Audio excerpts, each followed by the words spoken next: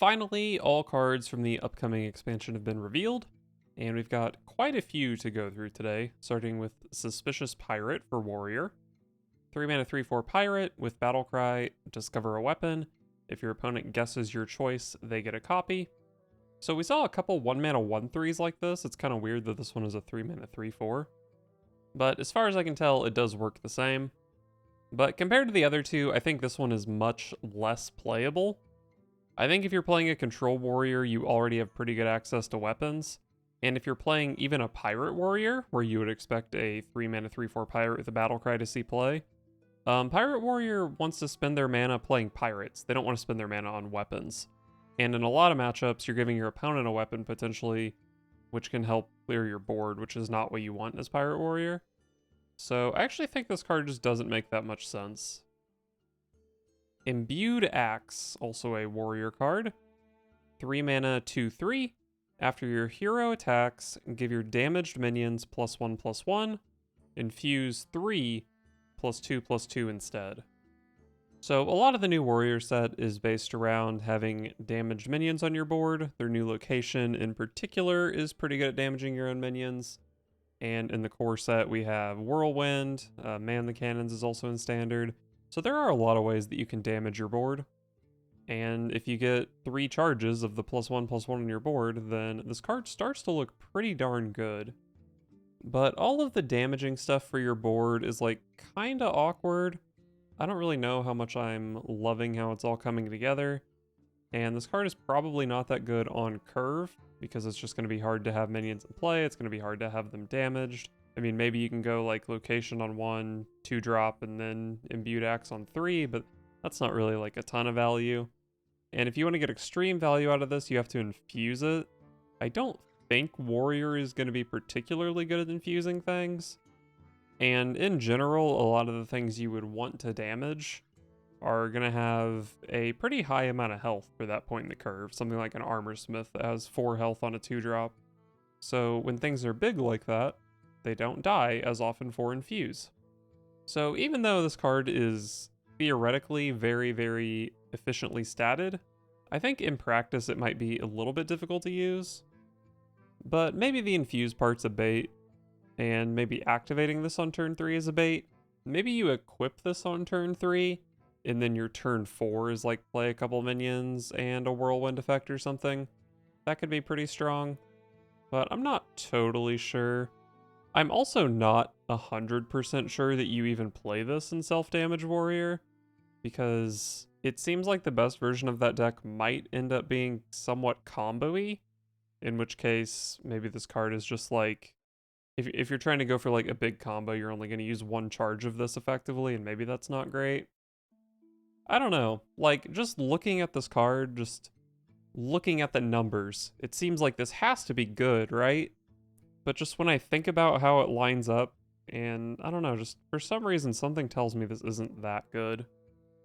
But if a tempo-based self-damage warrior is good, then this is probably one of the better cards in the deck. It's just a matter of, you know, is that a thing? The Countess, a paladin legendary. 7 mana 7/7. Battlecry. If your deck has no neutral cards, add 3 legendary invitations to your hand.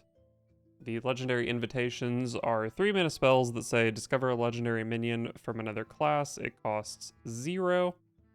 So in theory, there's a lot of value packed into this card. 7/7 that gives you 3 big threats. But I think it is a little bit weird. To meet the condition on the Battlecry, you have to play no neutrals, which means like no Pyromancer, no Samuro, no Mr. Smite. And Mr. Smite with Cariel is probably just going to be a better win condition than this card. I mean, I guess in theory you could try to just draw the neutral cards you play first, but I don't really think that makes too much sense. In the past, when we had pure Paladin cards, that deck was good because you got to play a 4/2 that made a true silver champion, and I don't think this is quite on the level of that. Also, purely just based on my gut reaction to the card without doing any actual research, I feel like random legendary minions are not that good, and a lot of them are going to be like pretty situational. But I guess even if they have bad effects, it's like still you get to play it for 3 mana effectively. So like maybe it's fine. This card is probably pretty decent if you get it going, but the turn you play it, it's just a 7 mana 7/7. And I don't know, maybe a 7 mana 7/7's fine if you have Lightforged Cariel in play, because that card is so absurdly strong as a defensive option. But I think this card's probably just going to be a bit too slow, and I don't think Paladin really needs it to close out games. Murlocula. 4 mana 3/4 Murloc with Lifesteal. Infuse 4. This costs 0. So, Corridor Creeper, right? Can make it cost 0 mana when your things die. I do think this card is probably pretty good. It's neutral, so there's like 10 different classes that can try to make the Infuse thing work. And if anything is making Infuse work, I think they're probably pretty interested in a 0 mana 3/4 lifesteal. So I just really think this has to be good somewhere. I don't necessarily know that it's really going to be like in a Murloc deck, although it probably is fine in Murloc Shaman and Murloc Warlock. But it could also be good in, I think Hunter's probably going to have an Infuse deck. Maybe like Imp Warlock would want to play this card, or Aggro Druid. I think there's just a lot of possibilities for this card. And I think it might also be pretty good as a 0-cost card for the new Kael'thas Sinstrider. There's also a decent chance that maybe you just play this in some deck that wants to play Gorlock Ravager but doesn't currently have enough Murlocs, and this could fulfill that condition. So a lot of potential for Murlocula, I think. I think we'll be seeing a lot of this card. The Light. It burns for Priest, a 1 mana holy spell. Deal damage to a minion equal to its attack. This card is just very, very good. Most minions are probably going to die when they get hit with this, so it's just 1 mana kill something. It's like Shadow Word Death, but for half the mana, and it can hit things with less than 5 power. So, I mean, I think this card is just super good. It can kill Naga Giant all the way down to, like, maybe a Vicious Slither Spear, depending on how it's buffed up. I think this is just an insane removal card for Priest, and every defensive Priest deck, and maybe even some non-defensive Priest decks, will probably play 2 copies of this. Anima Extractor for Warrior. 2 mana 1/4. Whenever a friendly minion takes damage, give a random minion in your hand +1/+1. So, this is kind of a weird card. My initial impression of this card is that it seems pretty weak, because like to damage your minions, you have to like invest a whirlwind or something like that, or you have to have like the warrior location card, and just giving a random thing in your hand +1/+1 really isn't that much. It just seems like it's going to be kind of hard to get a bunch of uses out of this card. But then when I compare it to Armorsmith, which is also 2 mana 1/4, in the past Armorsmith has been able to give like 10 armor pretty reliably. And then it's like, man, if this can give 10/10 to something in your hand, suddenly this starts to look pretty nutty. I'm a little bit skeptical that Warrior is going to be able to, like, put the minions down and whirlwind them to use this effectively. But, I don't know, isn't this just, like, way stronger than Armorsmith? Isn't this just Armorsmith that kills your opponent instead of healing you? Certainly that's got to end up being good, right? Especially considering that they gave Warrior a new 2 mana charge minion, and Warrior already has like Galvangar, and just in general Warrior plays weapons, so it's like pretty easy to deal damage to your opponent so that your buffed minion can finish things off. It kind of just seems like everything in Warrior does damage now, and this also does damage. I don't know if this is a tempo deck or a combo deck, but the more I look at this card, including just the last like 90 seconds of me talking about it, the more I feel like this could end up being kind of nutty. Like, just super simplify this card. If Armorsmith, instead of gaining an armor, dealt 1 damage to the opponent, wouldn't it be really good? I think I've convinced myself that this card is going to be good. Anonymous Informant. 2 mana 2/3 with Battlecry. The next secret you play costs 0. And notably, this effect persists over turns.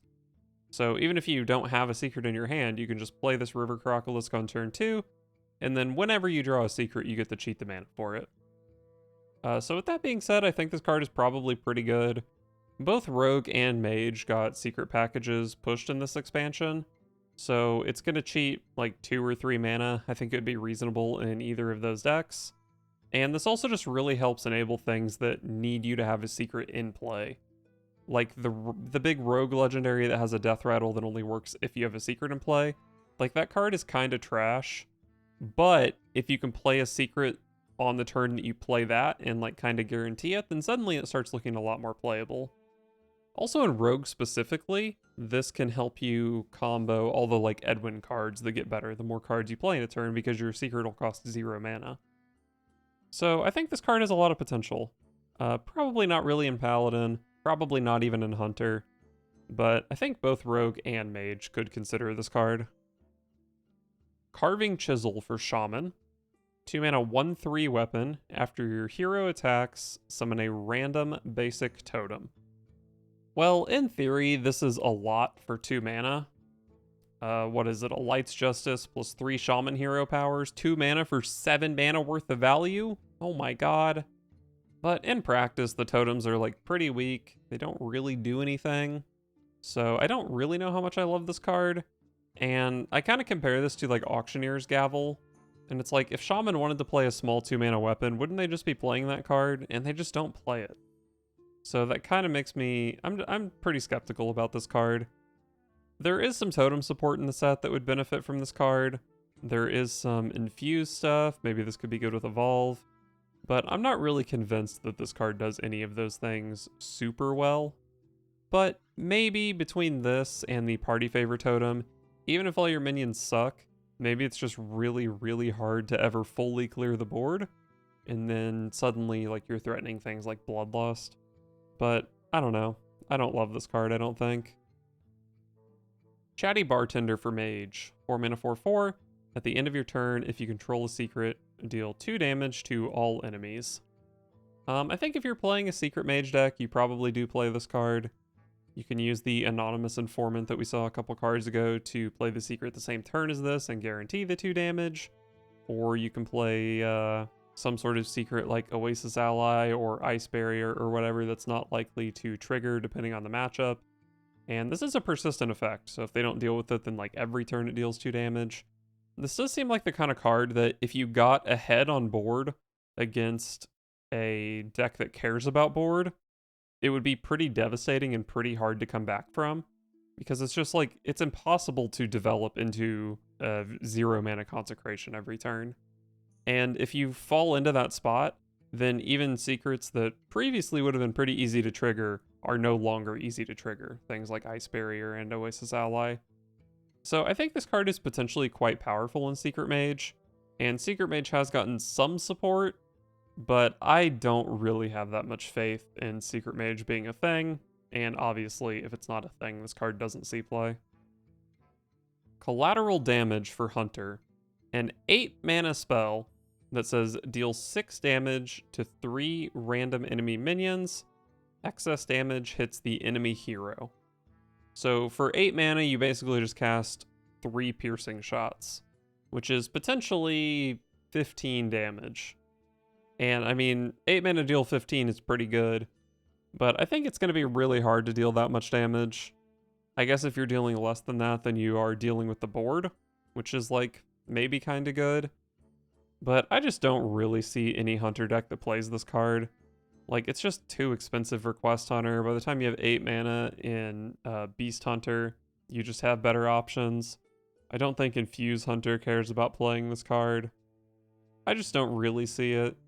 But I am looking forward to the day I eventually play Spell Damage Hunter and try to cast this and deal a bunch of damage. Conqueror's Banner, a warrior spell. 2 mana, reveal a card from each player's deck 3 times. Draw any of yours that cost more. I thought this card was pretty good when I first saw it, but the more I think about it, the less I like it. I think Control Warrior at the moment doesn't really need the card draw between Outrider's Axe and Forged in Flame. And the new Warrior deck that wants to play the Anima Armorsmith thing, I think is not going to win very many jousts with this card. So I think very often this card will draw fewer than 2. And if it's drawing fewer than 2, then it's just not good. And if you're playing like the damage warrior, then you can just play Acolyte of Pain instead. I don't know. I think like in theory, this card is strong. More in a control warrior where you're drawing things like Shield Shatter that are like pretty big and also immediately useful. Maybe you could play this in Goldshire Null Warrior or something like that. But I think in practice, this card just doesn't have a home at the moment. Crazed Wretch for Warrior. 2 mana 1/4. Has +2 attack and charge while damaged. I'm actually surprised this card exists because the devs seem to hate charge so much. They did give us Mr. Smite, but that card costs so much mana, and this only costs 2. And I think Warrior has a pretty easy time activating it, particularly with the location. That'll deal 1 damage to this and give it +1 attack. But there's also other stuff. There's Cruel Taskmaster and Whirlwind, and I think there's just a lot of ways to deal 1 damage to this card. It's also just cheap to buff up with Anima Extractor. It's cheap enough to play alongside a Battleground Battlemaster. I think this card is potentially pretty good, and I think there's a good chance that it's going to be the star of the Anima Extractor deck. Sort of similar to Raging Worgen back in the day, that you just had to damage and it gave it charge and Wind Fury, I think. So I think this card is pretty scary. It's definitely going to be the star of a deck. That deck could crash and burn, but every time I come back to thinking about this deck, it seems a little bit stronger than the last time I thought about it. Creepy Painting, a 3 mana 0/6 that says after another minion dies, become a copy of it. So at its strongest, this is a 3 mana Faceless Manipulator. You can just play this and then immediately like trade off your friendly minion that you want this to turn into or kill your opponent's minion that you want it to turn into. But in practice, I think it's like really hard to set that up. A lot of times when you're playing Faceless Manipulator, it's because you want 2 copies of the thing in play. But I don't know, maybe something like Big Beast Hunter could play this, and then at random points throughout the game, you'll have like some random Saber or Mountain Bear or something that you can just, that you're like planning to trade off, and you can just play this alongside it. Or in theory, you could play this in like Big Druid, trade something off, play this. I just think in practice, it's going to be really awkward to use. And I don't think you're ever really playing this on curve, because sometimes it just gets traded into, and the best case scenario is probably that it turns into like a 2-drop. So I don't really know where the home for this is. I don't think it'll be good, but I will say it's a very dangerous card. Faceless Manipulator has done some pretty dangerous things in the past, and this is Faceless Manipulator for 2 less mana. So there's a lot of potential here, but I don't see how that potential is going to be unlocked. Criminal Lineup, an 8 mana Shaman spell. Choose a friendly minion, summon 3 copies of it, overload 2. I mean, in theory, this card is strong. It's a lot of value for 8 mana, potentially. But all I can really say about it is I don't think there's a good target for it at the moment. Shaman does get a Totem Giant that you could potentially use with this. Maybe you could use it with, like, Snowfall Guardian. Freeze a bunch of things, make a 10/10, and then you can make more 10/10s, but then like the board's not frozen the turn you do that. Play a couple Wind Chills alongside of it or something. But I think at the moment, this really just doesn't have a target. Crooked Cook, 2 mana 1/4. At the end of your turn, if you dealt 3 or more damage to the enemy hero, draw a card. The more I think about this card, the more I think it's pretty good. A lot of aggro decks obviously can deal 3 damage to the enemy hero pretty easily. You could maybe curve this like after a Flame Imp, just punch them for 3 and then draw a card. Maybe not at its best in Warlock. But an aggressive warrior deck, or even a non-aggressive warrior deck, could just use a weapon to hit the opponent in the face, or a rogue could hit the opponent in the face with a weapon. Really, any class that can equip a weapon is allowed to hit the opponent in the face. Demon Hunter might be the best class for this card, because they have things like Fury that are just so easy to deal 3 damage with, and they have a bunch of discard stuff, so adding a card draw thing to the discard package could be pretty good. I think just like any aggressive deck is at least like interested in playing this card, and it'll probably stick somewhere. And as a 2 mana 1/4, it's pretty easy to just play it on curve, and even if you don't immediately get to draw with it, it's hard to kill. so you can draw with it on turn 3. So yeah, I think this card has a ton of potential. Crud Caretaker for Shaman is a 4-mana 1/1 with Battlecry, summon a 3/5 elemental with Taunt. So this has synergy with the evolve stuff being pushed in the set. It also has synergy with like Bran and Bolner and Macaw. So I think it's a pretty good fit for Shaman. I think you're probably not going to just throw this into whatever Shaman decks are doing these days with the Snowfall Guardian and, I don't know, like the Murloc control Shaman build or whatever. I think it's probably not really good enough if you're just copying the Battlecry. I think there are just better things you can be playing. But it's quite good with the evolve stuff, especially the location, so you can just evolve this immediately after you play it. And I think that evolve deck will probably also consider playing like Bolner and Bran and Macaw. So it's just kind of nice that it has synergy with a bunch of different things you're already going to want to be playing in Evolve Shaman. And I think this card is quite good in Evolve Shaman, and Evolve Shaman has gotten enough tools that it's probably playable. Death Blossom Whomper for Druid is a 6-mana 7/6 with Battlecry, draw a Death Rattle minion and gain its Death Rattle. So Death Rattles, for whatever reason, ended up being a package that Druid got this expansion, particularly with their location card, which just triggers a friendly minion's Death Rattle. But they also got the big 8-mana 8/8 with Death Rattle, draw a minion, reduce its cost by 8. And there are some pretty decent neutral Death Rattle minions that this is good with as well. So I think this is probably just a pretty solid card. I mean, obviously it depends on how good Death Rattle Druid is going to be, but in Death Rattle Druid, I think this is going to be one of the stars. You can ramp this immediately after the Widow Blossom Seedsman, I think it's called. 6-mana 7/6 is a pretty good stat line. Not only does it gain the Death Rattle, it also draws the card. So you can, gain the Death Rattle and then play the Death Rattle next turn or whatever. Not really much to say about this. It's just a matter of, is the deck it goes in playable?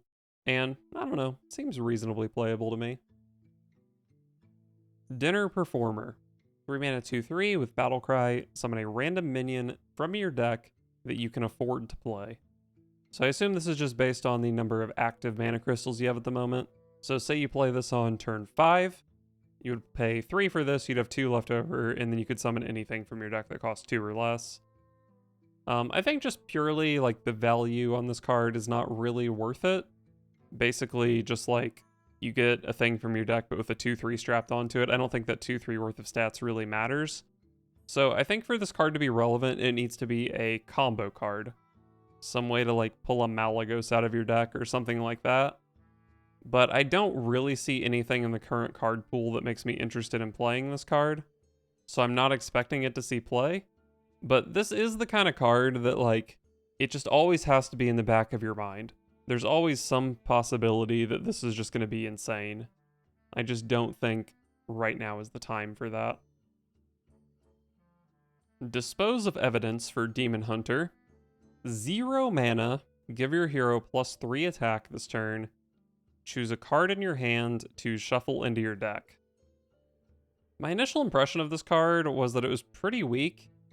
Discarding a card is just, like, so bad. But then I thought about it more, and, like, isn't this just pre-nerf Soulfire?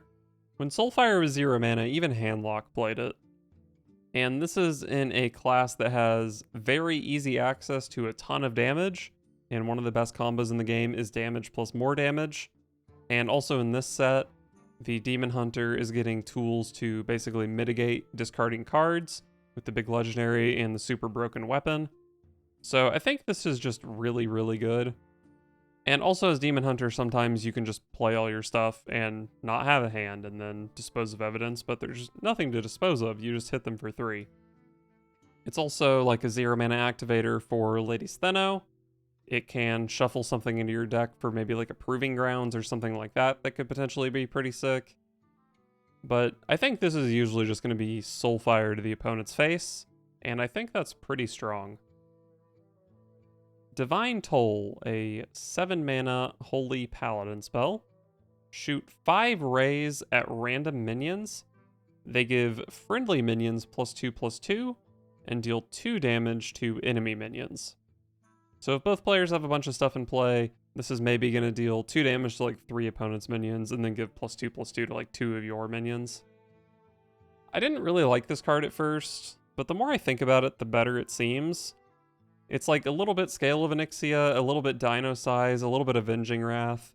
And all of those cards vary from like kinda playable to like Scale of Onyxia is a really OP card. And I really like that this card is, depending on the board state, it's either reactive or proactive, so it's never really going to be dead. Sometimes it clears the board, maybe you have to invest in equality and then it really clears the board, that's good. Or sometimes you just get to Pyroblast the opponent in the face for 10 if they have no board and you have a minion. Also, this happens to be a very good activator for Garden's Grace, discounts it by 7. So yeah, I think this card definitely does enough stuff for 7 mana. It's really just a matter of, is there going to be a home for this? I don't think Control Paladin that wants to finish the game with like a big buffed up Mr. Smite, I don't think that deck wants to play this card. And I'm not sure that something like Mech Paladin would really be interested in this. But I think a Silverhand Recruit deck could be interested, maybe just like a hand buff Paladin could be interested. And I even could be wrong about those other decks not wanting to play this. And honestly, every time I come back to this card, it seems a little bit stronger than I previously thought. Dredger Staff, a 1-mana 1/2 neutral minion with Battle Cry. Give minions in your hand +1 health. This card just has to be good somewhere, doesn't it? I mean, 1-mana 1/2 kind of sucks, but potentially giving like 3 or 4 cards in your hand +1 health is pretty nice. I think this might end up being a bit of a meta-dependent card. If there's a lot of control warriors that play Rancor, then this card can just like win the game on its own. If you normally have boards that die to Rancor, just play Dredger Staff on turn 1 and then suddenly your opponent doesn't have a board clear for like an entire extra turn. And depending on how things line up, it's also good against Shield Shatter, or it's good against like Reckless Apprentice, or just really any damage-based AoE. This is potentially pretty good against. I don't know what deck plays this card, but I think pretty much any deck that plays a lot of minions and wants to curve out early is at least somewhat interested in this card. Gigantotem, a Shaman card, obviously. 10 mana 8/8 totem that costs 1 less for each totem you've summoned this game. So I guess this is the payoff for all the totem stuff, the party favor totem that summons a bunch of totems, the weapon that summons a bunch of totems. But I just don't see it being that good. 10 totems is a lot to summon. I mean, I guess this starts to be good at like 4 mana, but even then 6 totems is a lot to summon. And it's not like you're developing and contributing to this. You're like doing weak things to eventually play an 8/8. I'm just very, very skeptical that this is good enough. I mean, maybe this is good with the 8 mana spell that copies a thing that you play, copies it 3 times or whatever. But I just don't really see that being a strong enough payoff card for Totem Shaman. I mean, that board is just going to get light bombed or brawled or equality'd or whatever. It just doesn't seem like it wins the game. I just don't see what the goal of Totem Shaman is. But I will mention that Amalgam of the Deep, it can hit this pretty reliably. I think there are only 6 totems that Shaman can discover. So like 50% of the time, Amalgam of the Deep gives you a Gigantotem. So like maybe I'm underestimating how many threats you can actually play in this deck. But I just don't think it's quite going to be good enough. Identity Theft for Priest, a 3 mana shadow spell that discovers a copy of a card from your opponent's hand and deck. So I guess you just discover, it's just 2 discover effects and you get 2 cards. So pretty similar to Thoughtsteal. Thoughtsteal was never really good, so I don't expect this card to be good. There's a little bit of Thief synergy in the set for Priest, but I don't really expect this card to be that good. But maybe it's just good in Quest Priest. It's a 3 mana card that gives you 2 chances to discover, you know, a 4 mana card to curve out or whatever. I think Quest Priest is definitely the reason this card would see play. I don't think it's insane in that deck, but it might just be good enough. If Quest Priest even exists going forward, which it very well may not. Invitation Courier, a 3 mana 3/4. After a card is added to your hand from another class, copy it. So, I mean, Priest is getting some thieving stuff you could play with this card. Rogue has some thieving stuff you could play with this card. but I just don't see any of that being good enough to play a spider tank. And I guess that's my review of this card. It's kind of hard to use, and then even when you use it, the payoff isn't that great. Masked Reveler. 6 mana 4/4 with Rush, and Death Rattle, summon a 2/2 copy of another minion in your deck. So notably this says of another minion in your deck, so you can't hit another Masked Reveler. Otherwise you could basically just make a 2/2 Dreadsteed, which would be kinda sick, but probably not even that good, honestly. But I think this card is just good. Druid is being pushed to play some big Death Rattle stuff. I think this could probably be pretty good in any deck that wants to play Vandar. It's just a nice little cheap-ish minion that you can play in a big minion deck. There's a big neutral in this set that's really good to cheat out. You could hit like Neptulon, you could hit Moarg Forge Fiend, and of course plenty of class cards you could hit as well. I think this card's just pretty good in big decks. Muck Plumber, 5 mana 5/5 that says all minions cost 2 more. I think this is one of the cards that I'm least sure about at the moment. We have seen in the past in Wild, Nerubian Unraveler has been a really strong card, and Nerubar Weblord has seen play as well. But like making spells cost more is a little bit stronger, and the Weblord is a lot cheaper, which makes it potentially a little bit stronger. So this does fall into kind of a weird spot. It's not really protecting your board. You just like curve out and then cap out at Muck Plumber. It's not really protecting your board, except like specifically against Entitled Customer, maybe. I guess maybe a Light Shower Elemental would be pretty good to block with this card. Maybe a Krakatoa or some other colossal minions. Maybe there are a decent amount of things that you would want to force to cost 2 more to protect your board. There also could be combos that you would want to disrupt with this card, although I don't really know specifically what they would be. I'm really unsure what to make of this card, but potentially making your opponent's stuff cost too much mana to play is a very powerful effect. I do think this will probably be meta dependent though, depending on how many specifically 5 and 6 cost minions you want to block out, but it's very, very hard to say exactly how good this is. If there's a way to cheat this out early, then it possibly becomes a lot better, but I don't think that way exists at the moment. Mysterious Visitor for Priest, a 2 mana 2/3 with Battlecry, reduce the cost of cards copied from your opponent by 2. So there's like a little bit of a thieving package in Priest, but I think there's just not enough cards for that package to be relevant. And I think like even if you hit 2 cards with this, it's probably not that insane. I think this card just doesn't do enough. There's not enough synergy for it.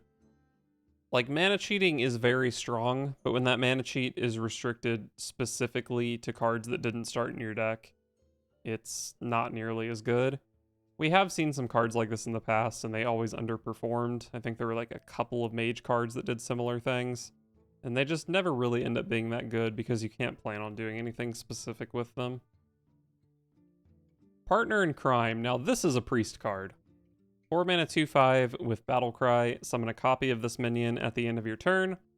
So on its own, it's 4 mana for 2 2/5s, which like compare that to Serenite Chain Gang, looks pretty nutty.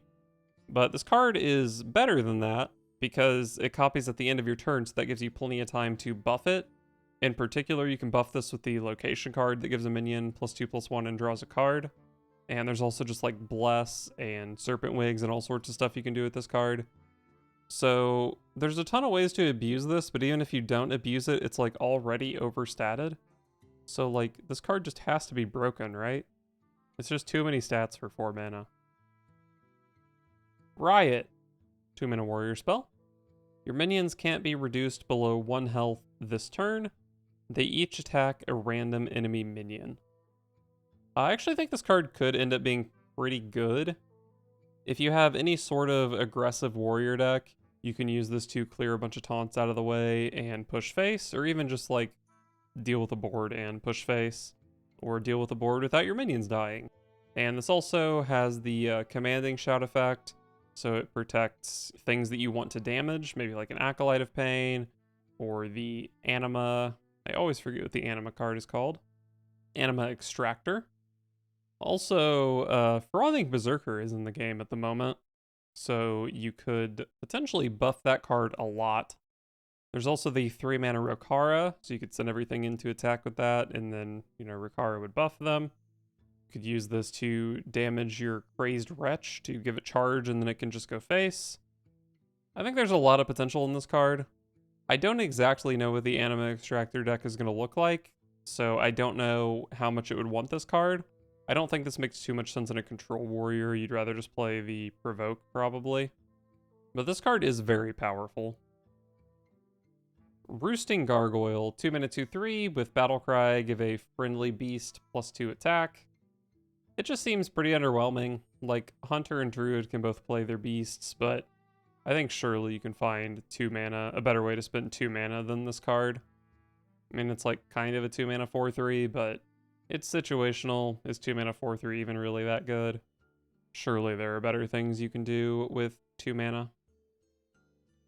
Scuttlebutt Ghoul, 4 mana 2/5 with Taunt and Battlecry. If you control a secret, summon a copy of this.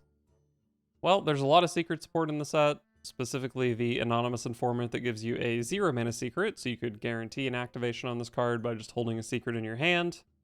4 mana for a Serenite Chain Gang with +2 health seems pretty good. Compare this to the Priest card we just saw, which was 4 mana for 2 2/5s, and I said that was overstated, so this card is overstated as well. I think this card is probably just pretty good. Any secret deck is going to be somewhat interested in playing this. Also, Paladin is a secret class, and Paladin can hand buff this. When you summon a copy, the copy will also be buffed. So a really strong curve maybe could be the Sword of Justice, or whatever it's called, the secret weapon on turn 2. Turn 3, you play like Bannerman to buff this card, and then turn 4, you use the weapon to guarantee a secret, and then you get to play 2 3/6s. I think this is a very powerful card. Service Bell for Paladin. 3 mana, discover a class card from your deck, and draw all copies of it. I don't love this card, but maybe Paladin just needs the draw. I think this is worse than Arcane Intellect because getting 2 of the same card is generally worse. It just gives you fewer options than getting 1 copy of 2 different cards. And if you're discovering a legendary, then you don't even draw 2 cards. Or if you've just drawn the card already, then you don't even draw 2 cards. So this is probably like 3 mana, draw 1.5 cards on average, which is pretty weak. I mean, it is Discover. You could potentially tutor something specific out of your deck. But the only thing that's really worth tutoring probably is the hero card. And in like Control Paladin, you're probably playing a lot of class cards, so you're not going to be able to hit that very consistently. I think you'd rather just play one of the 2 mana draws that also heals you. I'm not a big fan of this. Sinful Brand for Demon Hunter. For 1 mana, you brand an enemy minion. Whenever it takes damage, deal 2 damage to the enemy hero. So the first thing people see with this card is spammy Arcanist. Potentially you could deal 1 damage to something like 7 times and deal 14 damage to the enemy hero. You can also stack the brands, I assume, and then they'll take 4 damage. Probably the most practical application of that is against Hydralodon, since the 1 health minions keep resummoning and dying. But I think that's probably not very practical. Maybe more practical is you're playing an aggressive deck and they play a taunt. So this is just like a way to deal 4 damage to them as you're busting through their taunt or something, which potentially is pretty strong. But I think Demon Hunter has better ways of dealing with taunts by just using the Dread Prison Glaive, or even they have some pretty decent silence options they could be playing. Maybe this is the best way to do that in the discard Demon Hunter though, because they have a different weapon they really want to be equipping. And 1 mana, like if you're playing all those discard cards, or the like draw when your hand is empty kind of cards, it's good to just play cheap stuff so you could play all of it and actually draw the cards. But I just have a very hard time believing this is one of the top 30 damaging cards you can put in your deck. Sinstone Totem, which is a neutral card. A 1 mana 0/3 totem. At the end of your turn, gain +1 health. So you play this on turn 1, it becomes a 0/4, your opponent can't deal with it, and then it becomes a 0/5. And then your opponent ignores it because it's a 0 attack minion, and it becomes a 0/12, and then it's still just a 0/12, so like what is the point of this card? I think I just don't really like this at all. in theory, it's like a good buff target, but I think Vicious Slither Spear just kind of does that better. Maybe it's pretty good in Priest with like Bless and Pelagos, but I am just very skeptical of a 1 mana 0 power minion that doesn't do anything seeing play. I just think certainly there's something better you can be doing between Slither Spear and Peasant and class cards. I don't think this is good. Steamcleaner, 5 mana 5/5 mech with Battlecry, destroy all cards in both players' decks that didn't start there. So this card just kills Kazakhstan decks and it kills Prestor decks. And potentially it kills like Curse of Agony stuff and maybe like the Purified Shard from Quest Priest. And even when it's not just straight up winning the game, it can also kill sunken cards. I think there are a lot of applications for this card, and it does a pretty good job of dealing with matchups that are otherwise unwinnable. Like if you play a passive control deck, you're just always going to lose to Kazakhstan. But if you play Steamcleaner, then suddenly you're probably beating Kazakhstan. Of course, they can play Kazakhstan and then draw like 5 cards the turn they play it or something if they're Druid. But a lot of times, they need all 10 or like 8 of the 10 Kazakhstan cards to actually close out the game. And I think Steamcleaner is actually a pretty solid tech card. Unlike a lot of tech cards, this actually just wins you the game when you play it sometimes. I think that's a significant distinction from like Plate Breaker or something like that. This turns unwinnable matchups into winning matchups. Of course, it is extremely meta dependent. Like there's no world where this card has a 30% play rate or something like that. But when it's good, it's very good. And it's also possible that this could be one of those cards that sees no play or sees like 1% play, but just because it exists, it shapes the meta that it's in. I think this card is very impactful. Stoneborn Accuser, 5 mana 5/5 with Infuse 5, gain Battlecry, deal 5 damage. Alright, so hear me out. New Druid win condition. You play Kael'thas Sinstrider, Bran, 0 mana Alexstrasza, which deals 16 damage, and then double Stoneborn Accuser, which deals another 20. 36 damage combo. That's kind of sick, right? Is that better than the other win conditions they could be playing, like Sired and Nathrius? I mean, it's more flexible. It's more resilient to like Mutanus or Theotar. That could actually be a thing. I think outside of that Druid deck, though, this card's probably just a bit hard to activate. Infusing 5 is a lot, and I think generally the decks that can infuse 5 have like stronger payoff cards for infusing 5. And even when this is infused, like it is pretty good, but it's not insane.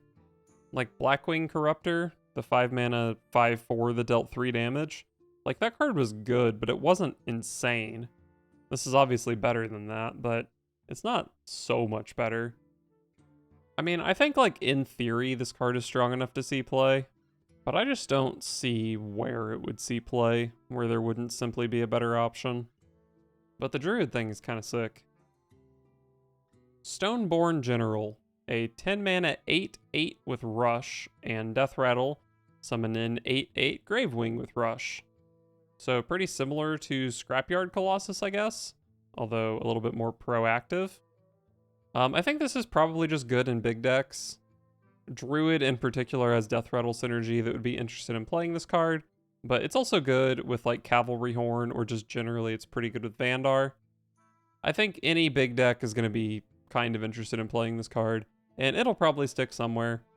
Definitely a potential that no big decks exist, but if they do, this is quite a strong card.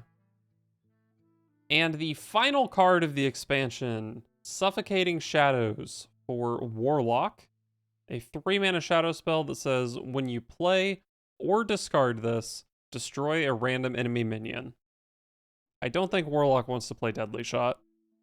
You can pay 0 mana for this card if you discard it, but there aren't that many ways to discard. The new way we got to discard the Tome Tampering is like actually trash. There's just no way there's a deck for this card. So we ended on kind of a stinker, but prior to that, we actually did see a lot of interesting cards in these last few reveals. And I am very much looking forward to a shake-up to the meta.